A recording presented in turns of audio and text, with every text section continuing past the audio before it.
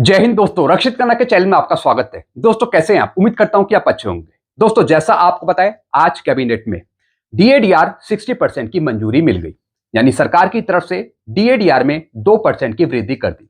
जो आपको पेंशन में, सैलरी में 58% डीएडीआर मिल रहा था, अब वो मिलेगा आगे चलकर 60% डीएडीआर। साथ ही साथ 3 से 4 महीने का आपको एरियर भी मिल जाएगा 2% बढ़ोतरी का। अब दोस्तों सरकार ने जो 2% की वृद्धि करी है, उस पर सरकार खुशखबरियां बांट रही है आपके साथ। जी हां दोस्तों, बीजेपी सरकार के नेता हैं, वो मैसेज कर रहे हैं, खुशखबरी बांट रहे हैं आपके साथ कि हमारी सरकार ने 2% की बढ़ोतरी कर दी। डीएडीआर में 60% दे दिया सरकारी कर्मचारियों को या फिर पेंशनर्स को।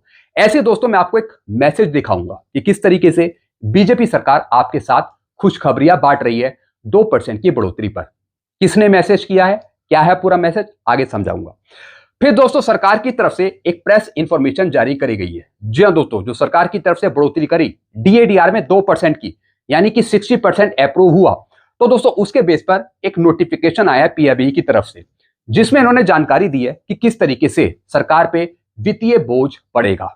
जी हां दोस्तों, जो सरकार ने 2% की बढ़ोतरी करी, 60% आपका डीएडीआर अप्रूव किया, तो दोस्तों सरकारी खजाने पे किस तरीके से दबाव पड़ेगा, तो उसकी जानकारी दी है। यानी कि टोटल खर्चा कितना आएगा डीएडीआर की बढ़ोतरी का, जो पेमेंट आपको किया जाएगा।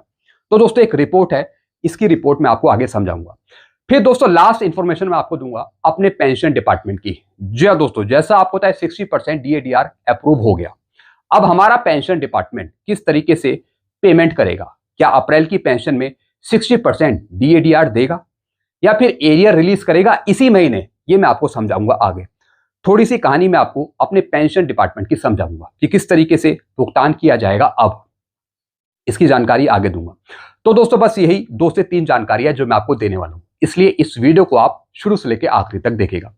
जानकारी में आगे बढ़ने से पहले एक छोटी सी अपील मैं आपसे करूंगा, और अपील है चैनल सब्सक्राइब की। देखने में आए काफी पेंशनर्स हैं, फैमिली पेंशनर्स हैं, जो वीडियो तो देख रहे हैं लेकिन अभी तक उन्होंने चैनल को सब्सक्राइब नहीं किया। ऐसे कितने पेंशनर्स हैं? 37%। और कितनों ने किया है? 62%। जिन्होंने नहीं किया वो पेंशनर फटाफट सबसे पहले चैनल को सब्सक्राइब कर लीजिए और इस परसेंटेज को 62% से बढ़ाकर 100% करिए, ताकि आपको एडवांस जानकारियां, सही जानकारियां, एक्यूरेट जानकारियां आपको तुरंत मिल पाए। चैनल सब्सक्राइब करने के आपको एक भी पैसे नहीं देने, सब कुछ आपके लिए फ्री में है। तो चैनल को तो सब्सक्राइब कर लीजिए, वीडियो को शेयर कर दीजिएगा, लाइक कर दीजिएगा और हाइप भी कर दीजिएगा। चलते हैं दोस्तों, जानकारियों में आगे बढ़ते हैं। सबसे पहली जानकारी मैं आपको दे रहा हूं दोस्तों, बीजेपी सरकार के नेता हैं अमित शाह जी। इन्होंने मैसेज किया है कि किस तरीके से हमारी सरकार ने 2% की वृद्धि कर दी डीएडीआर में। अब दोस्तों देखिए यहां पे क्या मैसेज किया है अमित शाह जी ने। मोदी सरकार की ओर से केंद्रीय कर्मचारियों को बड़ी सौगात, बड़ी खुशखबरी। आज कैबिनेट ने केंद्रीय कर्मचारियों के डीएनएस अलाउंस और पेंशनधारियों के डीएनएस रिलीफ में 2% की बढ़ोतरी को मंजूरी दे दी। यह वृद्धि 1 जनवरी 2026 से लागू होगी।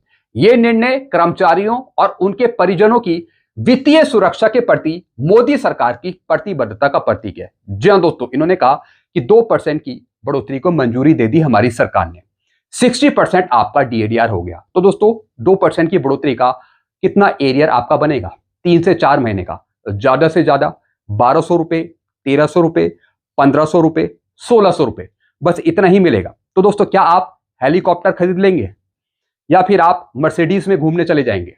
2% की बढ़ोतरी का कितना आपको एरियर मिलेगा, आप जरा बताइए। क्या आप बहुत खुश हो गए हैं, मिठाइयां बांट रहे हैं? इनके इस मैसेज तो ऐसा ही लग रहा है, जो इनका मैसेज है इससे तो ऐसा ही लग रहा है कि ये बहुत खुश हैं कि 2% की बढ़ोतरी को मंजूरी दे दी सरकारी कर्मचारियों को या फिर पेंशनर्स को। अब पेंशनर्स की बल्ले बल्ले हो गई है, पेंशनर सब जमीन पे नहीं चलेंगे, हेलीकॉप्टर में उड़ेंगे। तो दोस्तों 2% की बढ़ोतरी की इतनी खुशी, आप जरा दोस्तों नीचे कमेंट करिए, क्या आप बहुत खुश हैं? मैं थोड़ा बहुत खुश हूं कि इतने टाइम बाद, इतने लंबे इंतजार के बाद 2% की बढ़ोतरी तो मिली। मैं खुश हूं, लेकिन इतना ज्यादा खुश नहीं कि मैं बहुत मिठाइयां बांटने लगूं या फिर बहुत खुश होने लगूं, क्योंकि दोस्तों महंगाई के हिसाब से हमारा डीएडीआर नहीं बढ़ रहा। 5% की बढ़ोतरी होती, 8% की बढ़ोतरी होती, 4% की भी बढ़ोतरी होती, तब भी हम कहीं ना कहीं खुश होते। लेकिन 2% की बढ़ोतरी पर इतनी खुशी, दोस्तों ये थोड़ा सा अटपटा सा लगता है, बाकी आप नीचे कमेंट करके बताइएगा इनके इस मैसेज से। मैं तो खुश हूं मैं, लेकिन सबसे ज्यादा खुश नहीं हूं। एरियर मिलेगा, लेकिन ऐसा नहीं कि हम हेलीकॉप्टर में घूमने लगे या फिर हम उड़ने लगे, ऐसा नहीं। तो दोस्तों आप जरा नीचे कमेंट करके बताएगा जो उन्होंने मैसेज किया। ये खुशखबरियां बांट रहे हैं, सौगात दे रहे हैं 2% की बढ़ोतरी का। आप कमेंट में बताइएगा। अब दोस्तों सरकार की तरफ से पीआईबी की इंफॉर्मेशन शेयर करिए। जो बढ़ोतरी मिली 2% की बढ़ोतरी जो आपको मिली है, अब उस पर सरकार क्या कह रही है कि किस तरीके से हम पर वित्तीय प्रभाव पड़ेगा सरकारी खजाने पे। अब दोस्तों यहां पे देखिए क्या लिखा है। महंगाई भत्ता और महंगाई राहत दोनों में वृद्धि के कारण सरकारी खजाने पर कुल मिलाकर 6,791 करोड़ रुपए प्रति वर्ष का बोझ पड़ेगा। जी हां दोस्तों, 2% की बढ़ोतरी का सरकार पे बोझ पड़ रहा है। कितना बोझ पड़ रहा है सरकारी खजाने पे? 6,791 करोड़। इससे लगभग 50.46 लाख केंद्रीय सरकारी कर्मचारियों और 68 लाख पेंशन भोगियों को लाभ मिलेगा। जी हां दोस्तों, यानी कि दोस्तों ये टोटल खर्चा है डीए मिला के और डीआर मिला के। डीए जो सरकारी कर्मचारियों को दिया जाएगा और जो डीआर है वो पेंशन भोगियों को दिया जाएगा। तो टोटल जो खर्चा है जो सरकारी खजाने पे पड़ेगा 2% की बढ़ोतरी का, वो पड़ेगा 6,791 करोड़। तो दोस्तों ये सरकार ने यहां पे जानकारी दी है कि इतना बढ़ाने से हम पर इतना खर्चा पड़ेगा, इतना वित्तीय प्रभाव पड़ेगा। यह वृद्धि स्वीकृत फॉर्मूले के अनुसार है जो 7वें केंद्रीय वेतन आयोग की सिफारिशों पर आधारित है। जी हां दोस्तों, साथ ही साथ इन्होंने लिखा है लास्ट में कि जो ये बढ़ोतरी मिली है ये 7 सीपीसी के फॉर्मूले के अनुसार आपको दी गई है। जो 7 सीपीसी का फॉर्मूला है उसी के हिसाब से डीएडीआर में 2% की बढ़ोतरी मिली है। तो दोस्तों ऐसी जानकारी इन्होंने दी है। चलते हैं दोस्तों अगली जानकारी की तरफ। फिर दोस्तों अगली जानकारी मैं आपको दूंगा कि किस तरीके से हमारा पेंशन डिपार्टमेंट अब डीएडीआर का एरियर देगा या फिर बढ़ी हुई पेंशन देगा 60% डीएडीआर के साथ। जैसा आपको पता है हमारे डिपार्टमेंट के पास कुछ पेंशन केस आते हैं अलग अलग इंस्टीट्यूट से, तो वो पेंशन केस हमें निपटाने पड़ते हैं इसी महीने। जी हां दोस्तों, कर्मचारियों के पेंशन केस आते हैं जो हर एक महीने रिटायर होते हैं। अब दोस्तों 30 अप्रैल को कुछ कर्मचारी रिटायर हो रहे हैं कुछ इंस्टीट्यूट से, तो उनके केस भी हमारे पास आए हैं। तो दोस्तों वो पेंशन केस अभी तक हमने आगे फॉरवर्ड नहीं करे, क्योंकि हम इंतजार कर रहे थे कि जैसे ही 60% डीएडीआर की घोषणा हो जाएगी तो हम उनकी पेंशन कैलकुलेशन में डीएडीआर 60% लगा देंगे। तो दोस्तों उनकी पेंशन की कैलकुलेशन के लिए अब हम डीएडीआर 60% लेंगे, फिर उनके केस आगे हम फॉरवर्ड कर देंगे। बाकी जो डीए का एरियर है, डीआर का एरियर है, जो डीएनएस रिलीफ का जो एरियर है वो हम पे करेंगे जब सरकारी लेटर आ जाएगा। जी हां दोस्तों, जब डीएनएस रिलीफ का लेटर आ जाएगा डीओपीपीडब्ल्यू की तरफ से, पेंशन मंत्रालय की तरफ से, तब हम डीआर का एरियर देंगे। तो दोस्तों जो इस महीने कर्मचारी रिटायर हो रहे हैं तो उनकी पेंशन में, ग्रेजुएटी में हम 60% डीएडीआर इंक्लूड कर देंगे।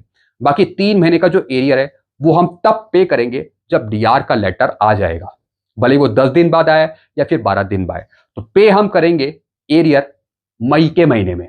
तो दोस्तों ये मैंने आपको अपने पेंशन डिपार्टमेंट की कहानी समझा दी। अब दोस्तों स्पर्श किस तरीके से डीआर के एरियर का भुगतान करेगा या फिर बढ़ी हुई पेंशन का भुगतान करेगा। सबसे पहले दोस्तों ऑर्डर का वेट होगा। जैसे ही ऑर्डर आ जाएगा पेंशन मंत्रालय की वेबसाइट पे, उसके बाद स्पर्श पीसीडीए उसे खुद ऑर्डर को डाउनलोड कर लेगा और उसके आधार पे फिर पे करेगा एरियर। तो सबसे पहले दोस्तों ऑर्डर का वेट होगा।